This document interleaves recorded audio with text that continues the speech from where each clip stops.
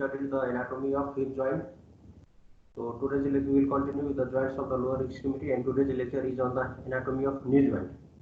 So here you can see in this figure, so this joint is the knee joint. So we will be discussing about the knee joints, the ligaments present in the knee joints, what are related to knee joints, blood supply, nerve supply, in the relation of the knee joints, then the important function of these knee joints, and the ligaments. Important ligaments are the medial and lateral menisci. So many ligaments are there. Locking and unlocking mechanism of the knee joints, and the muscle producing the knee joints with few applied aspects.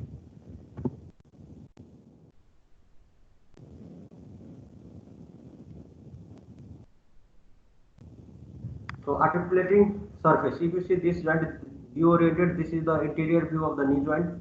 This is the posterior view of the knee joint, and this is the posterior aspect of the patella.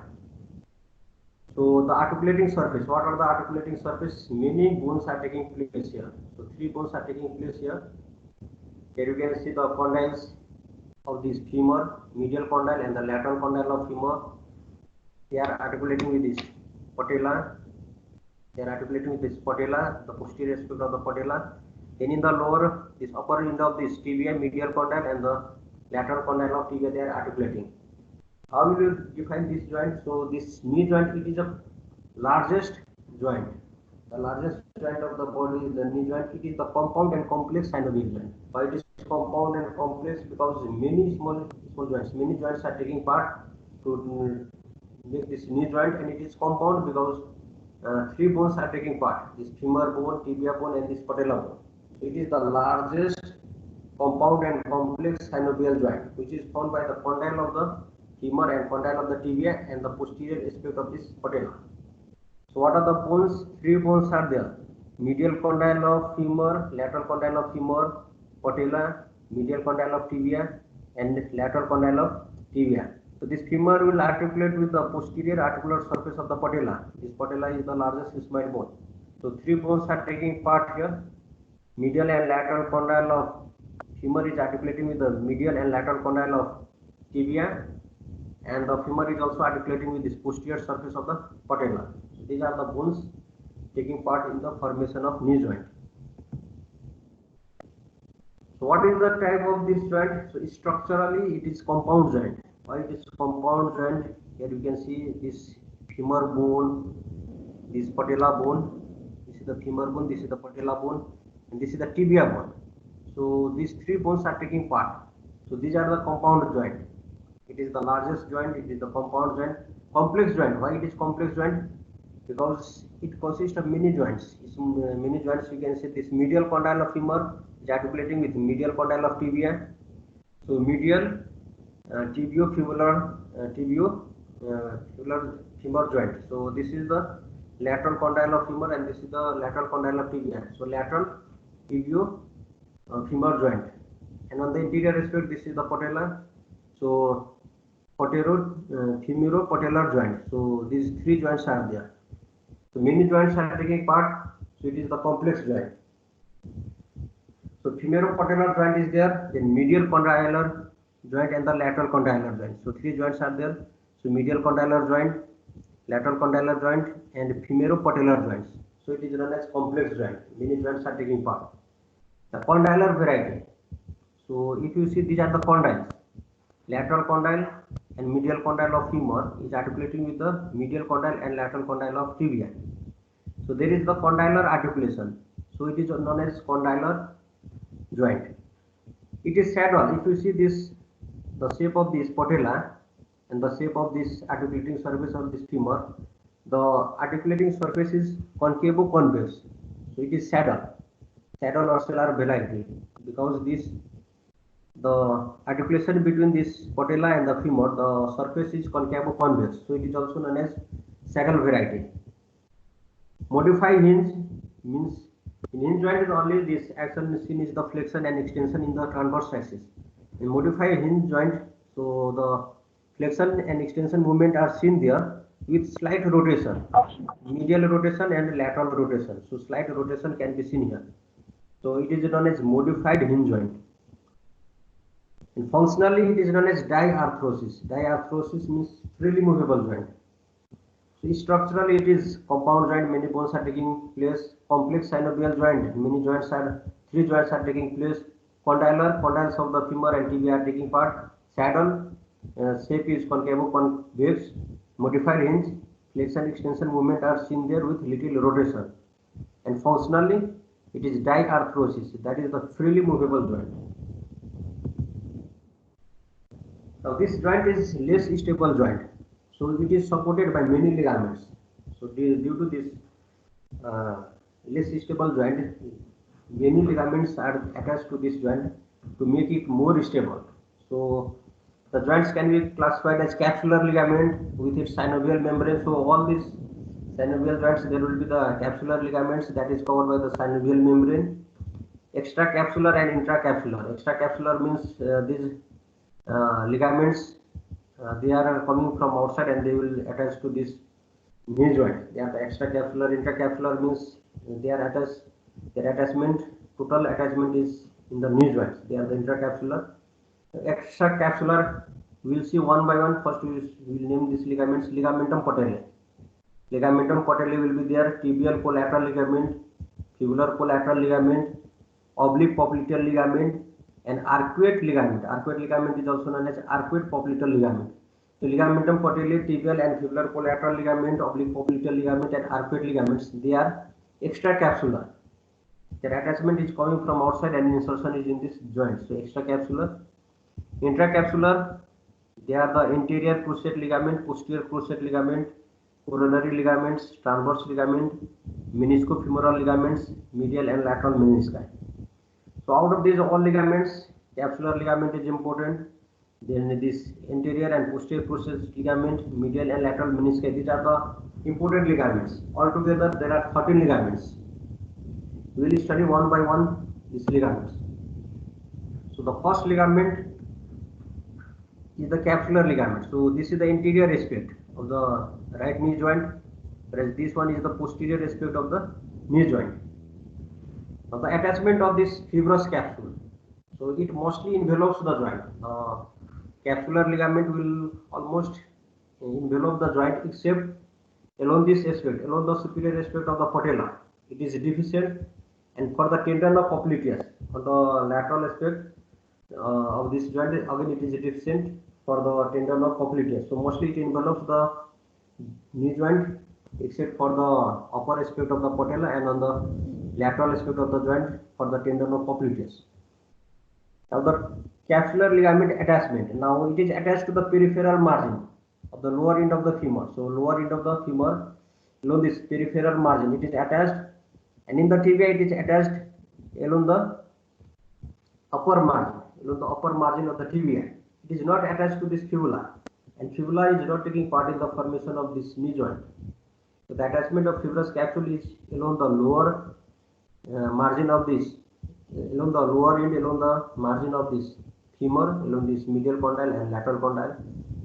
On the tibia, it is attached to the upper part, along this lateral condyle and the medial condyle, along this peripheral margin of this condyles.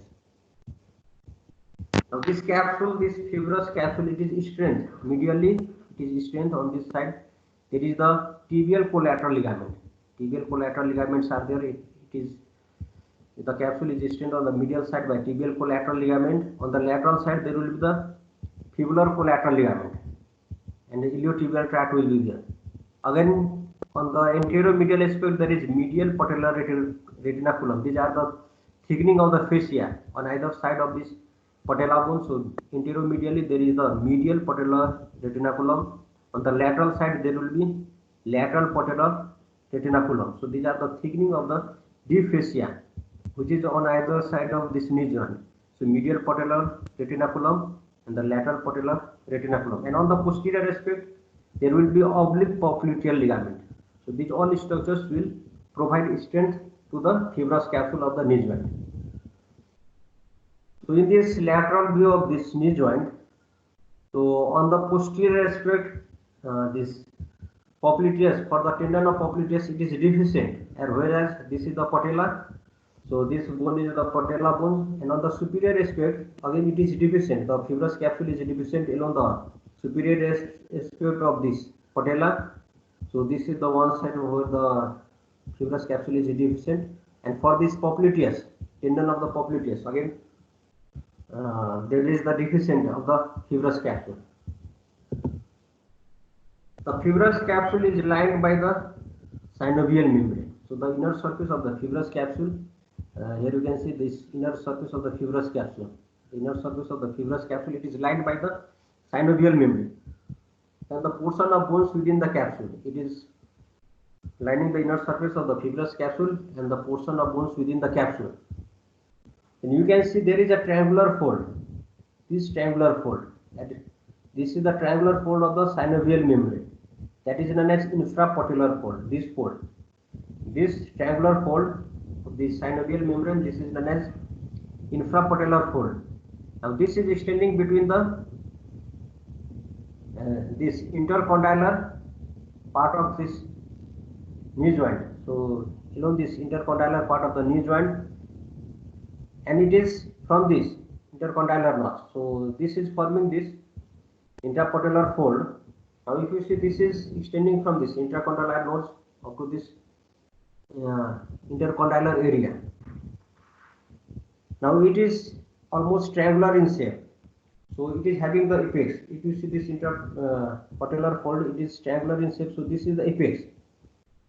So this is the medial condyle, this is the lateral condyle of femur, and this is the intercondylar notch. So the apex is attached to the intercondylar notch of the femur. So between the intercondylar notch of the femur, there is the attachment of apex of infrapatellar fold, whereas this is the base. This base is attached to the apex of patella in this area, intercondylar area of tibia. In the superior aspect of tibia, there is the intercondylar area. So the base, it is attached to this intercondylar area of tibia. Whereas the lateral margin, this lateral margin of infrapatellar fold, they are free and they will form this LR fold. They are known as the LR folds, and it contains these fat structures. In this figure, you can see these yellow structures. They are the fatty tissue, fibrofatty tissue. So the lateral margin are free. They are known as LR folds, and it contains fibrofatty tissue. So these all are for the synovial membrane. Another ligaments in this knee joint is the ligamentum patellae. So here you can see this ligament is the ligamentum patellae. This ligamentum patellae, it will attach to this tibial tuberosity of the tibia. Now this ligamentum patellae, it will also support this knee joint. Now how this ligamentum patellae is formed? It is formed by the tendon of quadriceps femoris. It is the tendon of quadriceps femoris which is attached to this tibial tuberosity, this ligamentum patellae. Quadriceps femoris muscles, they are the vastus lateralis, vastus intermedius, patellis medialis, and the rectus femoris. These all four muscles will form a tendon that is known as ligamentum patellae. Other ligament of this knee joint, that is the collateral ligament. Collateral ligament, we have two collateral ligament. One is the tibial collateral ligament. Here you can see this tibial collateral ligament. It is on the medial aspect. So tibia bone is on the medial aspect, so it is known as medial collateral ligament. So tibial collateral ligament or the medial collateral ligament. We have another ligament, lateral collateral ligament, that is the fibular ligament. Now we will see both these collateral ligaments. Now this tibial collateral ligament. So this tibial collateral ligament, morphologically, it is the detached lower part of the tendon of ischial fiber of adductor magnus. So adductor magnus, ischial fiber, and it will form this tibial collateral ligament. So this tibial collateral ligament, it is the detached lower part of the tendon of ischial fiber of adductor magnus muscle. It will form this ligament, tibial collateral ligament, also known as medial collateral ligament. The attachment of this ligament, here you can see there is the medial epicondyle of femur. Just above this medial condyle of femur, there will be medial epicondyle. This bony elevation will be the medial epicondyle. So it is attached to this medial epicondyle of the femur, and in the tibia it is attached to this medial aspect of this medial condyle and upper part of the medial surface of the shaft of the tibia. So again I will repeat the attachment of tibial collateral ligament. In the femur it is attached to the medial epicondyle of the femur. In the tibia it is attached to the medial aspect of the medial condyle, and upper part of the shaft of the medial surface of the tibia. So there is the attachment of tibial collateral ligament. We have another ligament, fibular collateral ligament. So fibular collateral ligament, it is present on the lateral side, so it is also known as lateral collateral ligament. So here you can see this ligament. This ligament is the fibular collateral ligament. So fibular collateral ligament, again in this femur, it is coming from this lateral epicondyle. So lateral epicondyle, it is the elevation present just above this lateral condyle. So from the lateral epicondyle, there is the attachment of fibular collateral ligament. From the medial epicondyle, there is the attachment of medial collateral ligament. So we are talking about the attachment of fibular collateral ligament. So it is attached to the lateral epicondyle of the femur. And inferiorly, this fibula bone. This is the head. This is the head of the fibula. So it is attached to the head of the fibula. And morphologically, this fibular ligament, it is the primitive origin of the peroneus longus muscle.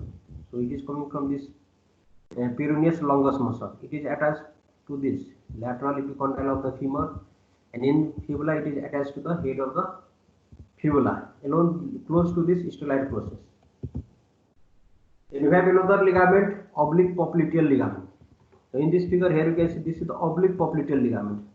So this oblique popliteal ligament, as you know, the semimembranous muscle will insert here along the posterior aspect of the medial condyle of tibia. Along the posterior aspect of medial condyle of tibia, there is the insertion of oblique popliteal ligament. Now this oblique semimembranous muscle will insert there. Now the semimembranous tendon will expand to form this oblique popliteal ligament. So it is oblique popliteal ligament is the expansion of the semimembranous tendon. Now it is going from this posterior aspect of the medial condyle of tibia, and it is going upward and laterally, and it will insert here in the lateral part of intercondylar line of femur. So this line, here you can see this line will be the intercondylar line of the femur, and this oblique popliteal ligament, it will be pierced by genicular vessels and nerve. So genicular vessels and nerve will pierce this oblique popliteal ligament. Another ligament,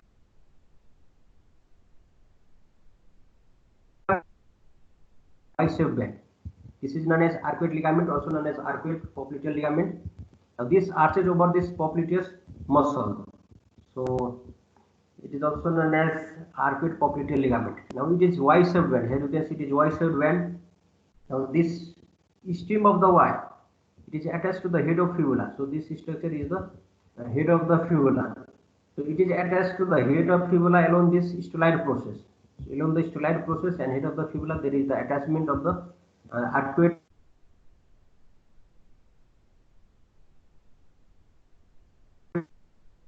styloid process and head of fibula. Above, it is having this band, anterior band and the posterior band. This posterior band, it is attached to the lateral condyle of tibia, whereas this interior band, it will attach to the lateral condyle of this femur. So both these bands, interior band and posterior band, they are attached to the lateral condyle of femur. Styloid process of fibula. Superiorly, these both bands, interior band is attached to lateral condyle of femur, posterior band is attached to lateral condyle of tibia. So that is the arcuate ligament. Another important ligament is the cruciate ligament. Here in this figure, on the interior aspect, you can see the cruciate ligament. So this is the cruciate ligament. So cruciate ligament, if you see, it is resembling like the letter X. It is cross in structure, so it is like letter X. So these are the cruciate ligament, interior cruciate ligament and posterior cruciate ligament. And during the flexion and extension, these ligaments will become taut. During the extreme flexion and extension, these ligaments will become taut. Now the attachment of these ligaments, interior cruciate ligament and posterior cruciate ligament. So be oriented, this is the medial condyle of femur, this is the lateral condyle of femur, this is the medial condyle of tibia, this is the medial condyle of lateral condyle of tibia. And in the upper aspect, there is the intercondylar area. Between this medial condyle and lateral condyle, there is intercondylar area. So in front of intercondylar area, this area will provide attachment to this interior cruciate ligament. Anterior cruciate ligament is coming from the interior part of the intercondylar area of tibia. It is going upward and it is attached to the medial aspect of the lateral condyle of femur. It is attached to the medial aspect of the lateral condyle of femur. Whereas posterior, this is the posterior cruciate ligament. Posterior cruciate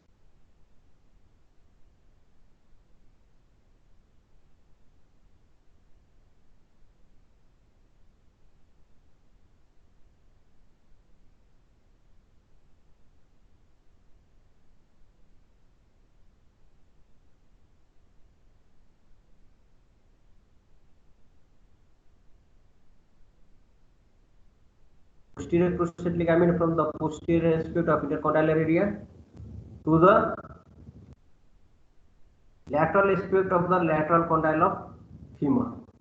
Now the important function of this cruciate ligaments, anterior cruciate ligament. This ligament will prevent the interior displacement of the tibial condyle of femur. So it prevent anterior cruciate ligament prevent the interior displacement of tibial condyle on femur, whereas posterior cruciate ligament will prevent the posterior displacement of tibial condyle on femur. So interior displacement of tibial condyle on femur is prevented by anterior cruciate ligament. Posterior displacement of tibial condyle on femur is prevented by posterior cruciate ligament. And acting both this anterior and posterior cruciate ligament, it prevents side-to-side displacement of tibia and femur. So side-to-side displacement of tibia and femur, it is prevented by both anterior and posterior cruciate ligament. So it is one of the important ligament, this cruciate ligament. And another important ligament is the medial and lateral menisci. In this figure here you can see this is the medial menisci. These are the lateral menisci. So these are the semilunar cartilage. These are the semilunar cartilage. They are the fibrocartilaginous ring. This is the fibrocartilaginous ring. This is the fibrocartilaginous ring, and it is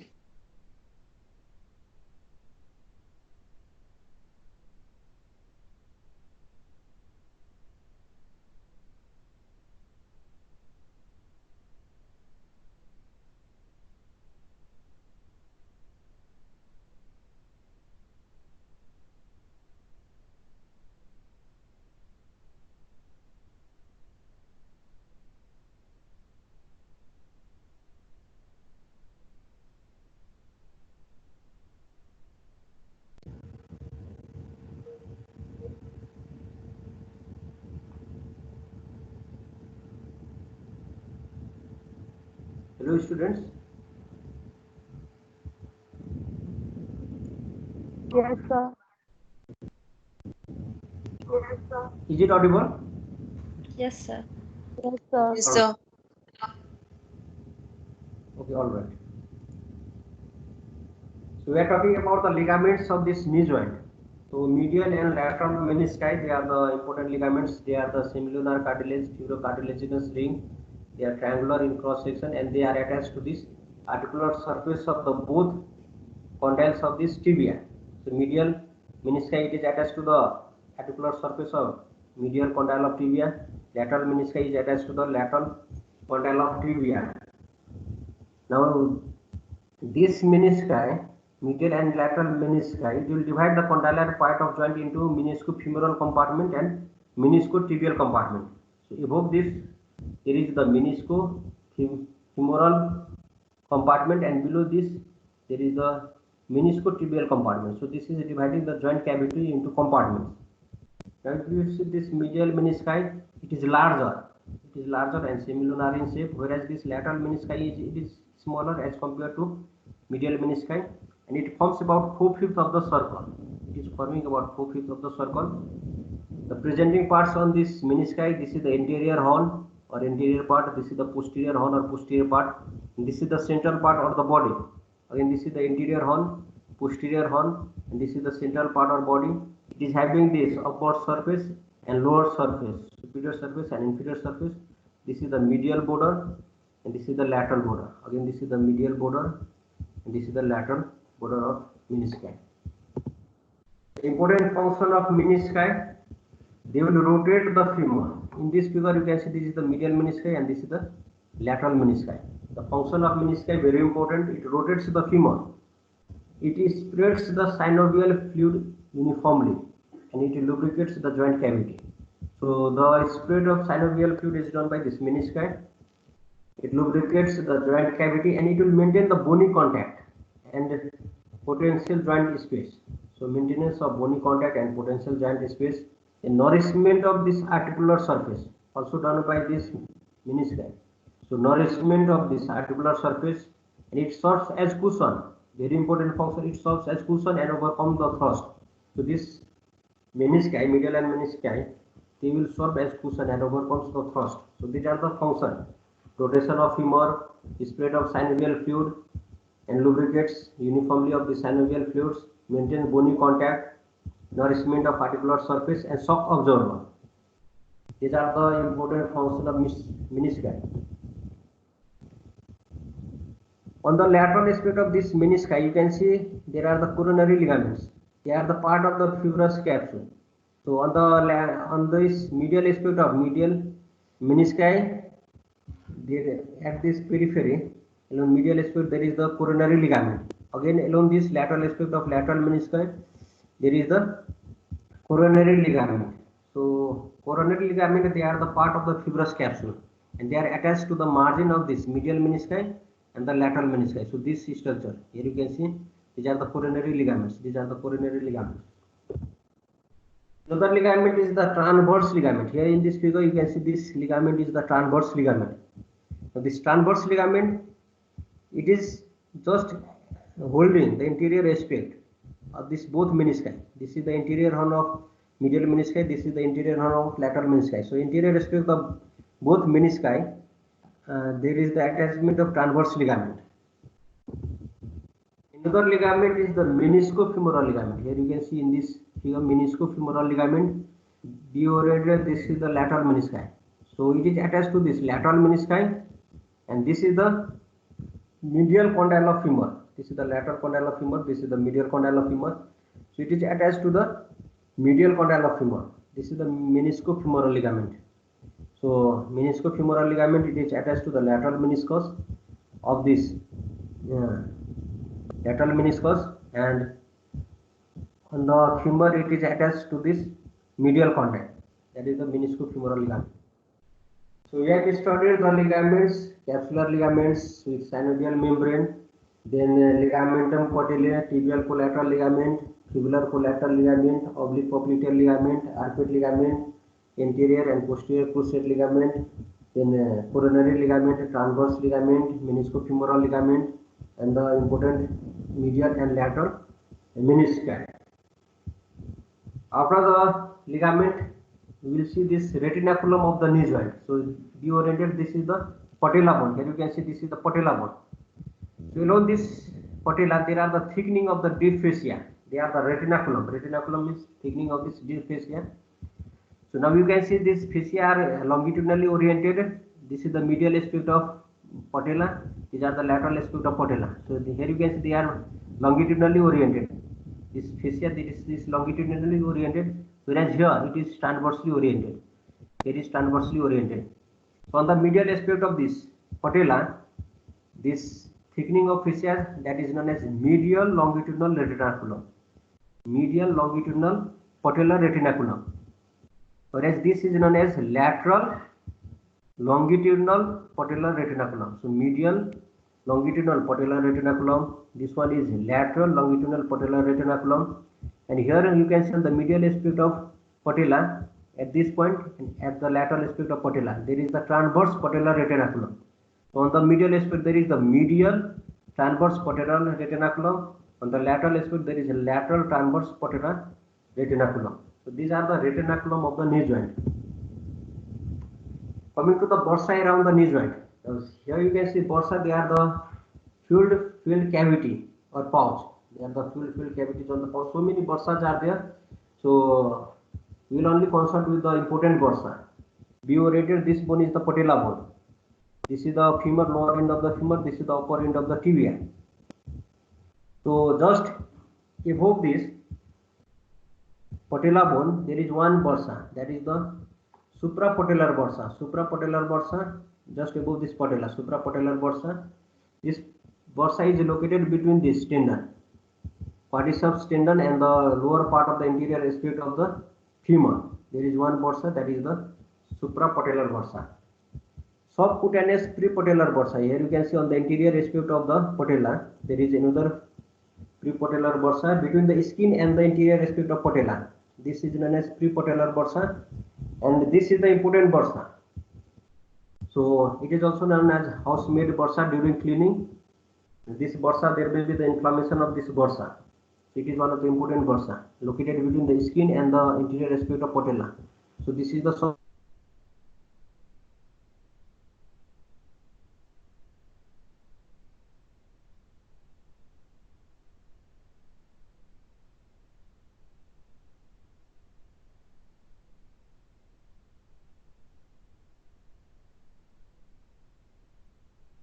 subcutaneous prepatellar.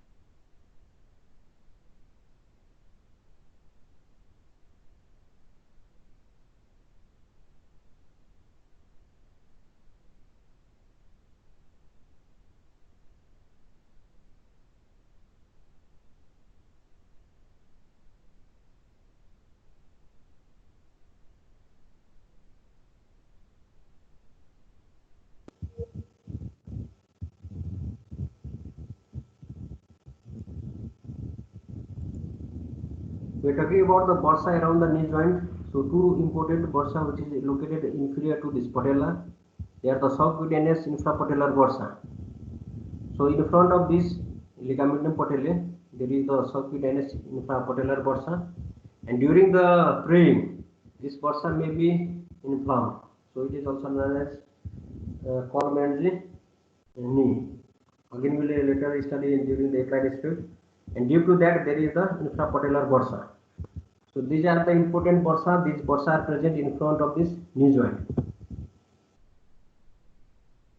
Then the bursa related around this knee joint, just you see this, later you go through these slides. Semimembranous bursa, satin bursa.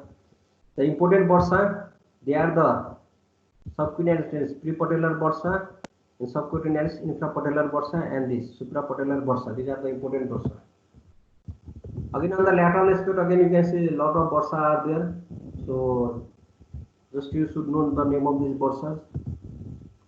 Coming to the movements and the mechanism of movements. So the movements in this knee joint, they are the flexion and extension. The flexion and extension.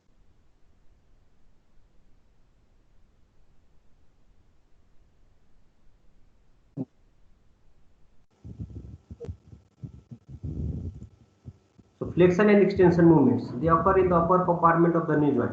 Flexion extension movements occur in the upper compartment of the knee joint, whereas the rotation movements will occur in the lower compartment of the knee joint. So rotation is occurring in the lower compartment, whereas flexion extension is occurring in the upper compartment. We will see in this figure. So if you this while standing, this action is the extension. Here is the knee joint. This action is extension while standing.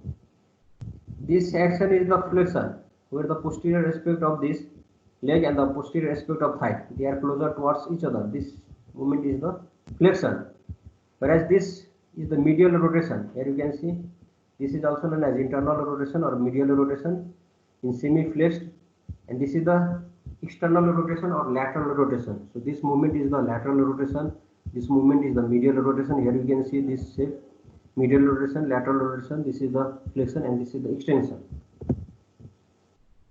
So flexion, the axis of rotation is transverse. So flexion and extension movements, they are occurring along this transverse axis. So the axis of rotation is transverse and they are passing through the femoral condyles. The flexion is passing through this femoral condyles, and we have active flexion and passive flexion. Our active flexion when the with extended hip is about 120 degree. When the hip is extended about 120 degree and with the flexed hip it increases about 140 degree. The flexion will increase up to 140 degree, and passive flexion above 160 degree. When both back of the legs will come in contact with the back of the thigh, that is the passive flexion. Passive flexion means up to 160 degree, whereas active flexion normally it is 120 and up to 140. That is the flexion. Whereas extension, again that extension is again taking place in this transverse axis. Extension means it is the bringing back from the flex position to a straight position of leg. So while standing, that will be the extension of the knee joint, and the range of movement is less. Here you can see it is only about 5 to 10 degree.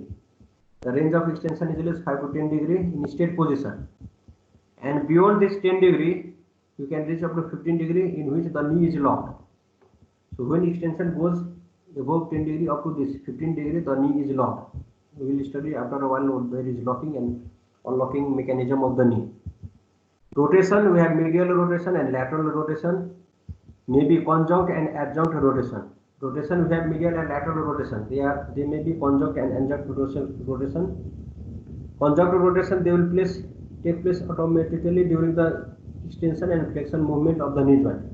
So during extension and flexion movement of the knee joint, you can see there is the conjunct rotation due to the geometry of the articular surface, and this range is less up to only 20 degree. So conjunct rotation during extension and flexion, the range is about 20 degree. Whereas adjunct rotation, it occurs when the knee is in semi-flexed position. So in semi-flexed position of knee, only you can see this adjunct rotation, and the range is wide. It varies from 60 to 70 degree. Whereas this conjunct rotation, it is up to 20 degree. It will take place during extension and flexion. Whereas adjunct rotation in semi-flexed knee position, it range is about 60 to 70 degree. Now the muscles which is bringing the movements in these knee joints. Now extension. On the anterior aspect there is the quadriceps femoris. So this quadriceps femoris will bring the extension of this knee joint. So extension is done by this quadriceps femoris supported by tensor fascial artery. Flexion, biceps femoris, semitendinosus and semimembranosus. These are along the posterior aspect. So flexion is done mainly by this biceps femoris, semitendinosus and semimembranosus muscle, assisted by gracilis, sartorius, popliteus, gastrocnemius and plantaris. But mainly by biceps femoris, semitendinosus and semimembranosus, it will produce the flexion. Medial rotation, again this popliteus, semimembranosus and semitendinosus. They are the main muscles. Popliteus, semimembranosus and semitendinosus. Medial rotation. Whereas on lateral rotation we have one muscle, biceps femoris. So lateral rotation is done by biceps femoris. These are the muscles producing movements of the knee joint. Important action in this knee joint is the locking and unlocking. What is locking and unlocking? This locking and unlocking, they are due to the geometry of the articulating surface of femur. Geometry of the articulating surface of the femur will causes these movements, locking and unlocking mechanism. Now what is locking and what is unlocking? Locking, it is a screw home movements. So medial rotation of femur over a fixed tibia at the end of extension of knee joint. So there will be the medial rotation of femur over a fixed tibia at the end of extension of knee joint. This action is known as locking. It makes the joint very stable, and lower limb is converted into a solid pillar which can bear the body weight. So during locking, the joint will become very stable, and the lower limb may be converted as a pillar, and it can bear the weight. As I told you, it is caused by the geometry of the articulating surface of femur. What happens here? Lateral femoral condyle articulating surface. The articulating surface of lateral femoral condyle is shorter and less curved as compared to the medial condyle. Whereas medial condylar surface is longer and more curved. So what will happen? This medial femoral condyle, it is shorter and less curved. So during locking, what will happen? There will be the medial rotation of femur over a fixed tibia, and just opposite of this, that is the unlocking, lateral rotation of femur over a fixed tibia. So unlocking, lateral rotation of femur over a fixed tibia at initial flexion from the extreme extension of the knee joint, because this lateral femoral condyle articular surface is shorter than the medial femoral condyle. So during medial rotation of femur over a fixed tibia, there is locking, which is caused by this muscle quadriceps femoris. Unlocking, lateral rotation of femur over a fixed tibia, that is done by this popliteus muscle. So these are the two locking and unlocking movements seen in the knee joint, and this is the important movements. Locking and unlocking of the knee joint is important movements in the knee joint. Again here you can see the locking and unlocking. So shorter lateral condyle will rotate medially to do the locking, whereas unlocking, again the femur will rotate laterally. The medially rotated femur during locking, it will rotate laterally before the flexion. That will be the unlocking. Locking is caused by quadriceps femoris. Unlocking is caused by popliteus muscle. Coming to the relation of this knee joint. The relation of knee joint, here you can see this is the relation of the knee joint. This is the medial aspect. This is the lateral aspect. In front there is the quadriceps femoris muscle. In front there is the quadriceps femoris muscle. On the posterior aspect of knee joint, there is the gastrocnemius. Both medial head and lateral head of the gastrocnemius is there. Then popliteal basals is there. Tibial lobe is there. Plantaris muscle is there. These structures are present on the posterior aspect. On the anterior aspect, ligamentum patellae. On the posterior aspect, there is the gastrocnemius muscle, plantaris, popliteal basals, and tibial lobe. On the anteromedial aspect, here you can see there will be the patellar retinaculum, medial patellar retinaculum. They are the thickening of the deep fascia. And posteromedially, on the posteromedially, there will be these muscles. Sartorius muscle will be there, semitendinosus is there, semimembranosus gracilis. These structures are present on the posteromedial aspect. In the anteromedial aspect, medial patellar retinaculum. On the posteromedial aspect, sartorius, gracilis, semimembranosus, semitendinosus. On the anterolateral aspect, there will be lateral patellar retinaculum. Lateral patellar retinaculum on the anterolateral aspect. On the posterolateral aspect, we have biceps femoris. Biceps femoris muscle will be there, and common peroneal nerve will be there on the lateral aspect. So these are the relation of the knee joint. The arterial supply of the knee joint. So many arteries will supply this blood to this knee joint. They will take part in the anastomosis. They will form a network around this knee joint, and these genicular branches of the popliteal artery. This femoral artery will continue as the popliteal artery, and it will give many genicular branches. This genicular branches will anastomose with descending genicular branch of the femoral artery. Then lateral circumflex femoral artery will give this descending branch. So descending branch of the lateral circumflex femoral artery. And again anterior tibial artery and the posterior tibial artery. They are the terminal branch of popliteal artery. So anterior tibial artery will give one recurrent branch. And this posterior tibial artery will give circumflex fibular branch. So circumflex fibular branch, then anterior tibial artery recurrent branch, branches of this femoral artery, descending genicular artery, descending branch of the lateral circumflex femoral artery. These all branches will anastomose with these genicular branches of the popliteal artery and supply blood to the knee joint. So these are the arterial supply of this knee joint.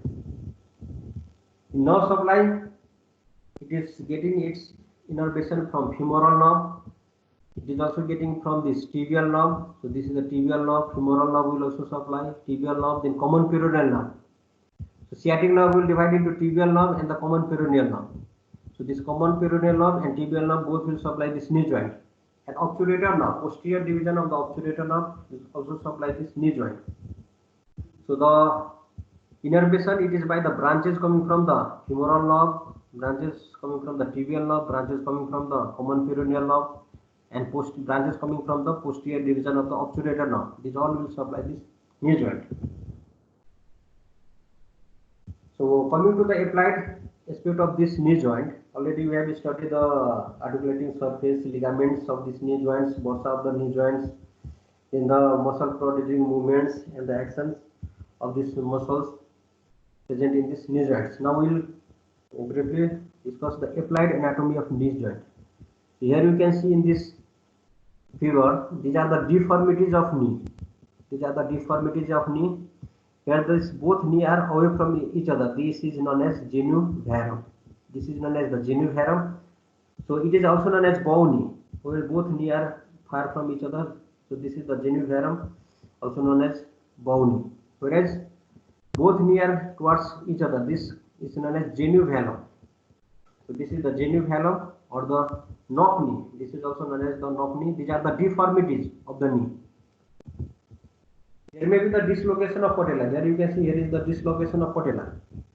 So here is the dislocated patella. So this is the location. This is the normal site for the location of patella, and if it is dislocated, it may be around the lateral aspect, medial aspect, superior aspect, or inferior aspect. This is the dislocation of patella. And three important structures of the knee may be injured, and there if the three most important structure of knee may be injured due to the tearing of tibial collateral ligament, medial menisci, and anterior cruciate ligament. So there may be the tearing of tibial collateral ligament, medial menisci, and anterior cruciate ligament. So what will happen? A blow on the lateral aspect of the knee when the foot is on the ground may produce strain in the tibial collateral ligament. So if there is blow on the lateral aspect of the knee, it may cause the tearing of the tibial collateral ligament. Medial menisci, if there is tear, it will produce pain when the leg is medially rotated. It may produce pain when the leg is medially rotated. And if there is severe blow on the interior aspect of the flexed knee, it may cause the tearing of anterior cruciate ligament. So these are the applied aspect of this knee joint. Fracture of the patella. Here you can see, due to sudden fall along this knee, there may be the fracture of the patella. It may be transverse fracture, vertical fracture of this patella. Another applied aspect is the knee arthritis. So after the 50 years of age, there may be the wear and tear of the cartilage of the knee. That is known as knee arthritis. So after the 50 age of years, there may be the wear and tear of the cartilage, and it will lead to the knee arthritis. So this is another applied aspect of the knee. Importantly applied aspect of knee, here you can see housemaid knee. So it is prepatellar bursitis. As you know, there is the prepatellar bursa, subcutaneous prepatellar bursa. So this bursa, it is seen in housemaid. So it is also known as housemaid knee. So those who cleans the floor, there is the inflammation of prepatellar bursa. Hence it is also known as housemaid knee. So here you can see this is housemaid knee. Clergyman's knee. Clergyman's knee. So there is the infrapatellar bursa. Infrapatellar bursa, that is again subcutaneous bursa. Those who will pray in church, especially in church, they will develop this inflammation of infrapatellar bursa. That is known as infrapatellar bursitis. That is known as clergyman's knee. So these are the applied aspect of the knee joint. So housemaid knee, clergyman's knee, they are also important applied aspect of the knee joint. At last, in this figure you can see the radiography of the knee joint. So be oriented. This is the medial condyle. This is the lateral condyle of femur. This is the medial condyle of tibia. This is the lateral condyle of tibia. This is the fibula, and this bone is the patella. So this is the radiography of the knee joint. In today's lecture, we have studied the knee joint, the largest, complex, and compound synovial joints. In the articular surface condyles of the femur and tibia are articulating there. 13 ligaments are there in the knee joints.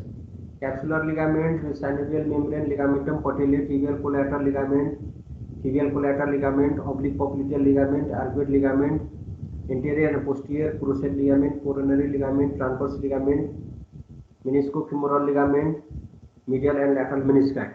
We have studied the bursas. Important bursa are the prepatellar bursa and infrapatellar bursa. We studied the muscles producing the movements of these knee joints, blood supply of the knee joints, and few applied aspect of the knee joints. So this finished the lecture on the knee joints. Thank you, class. Thank you, sir. Thank you, sir.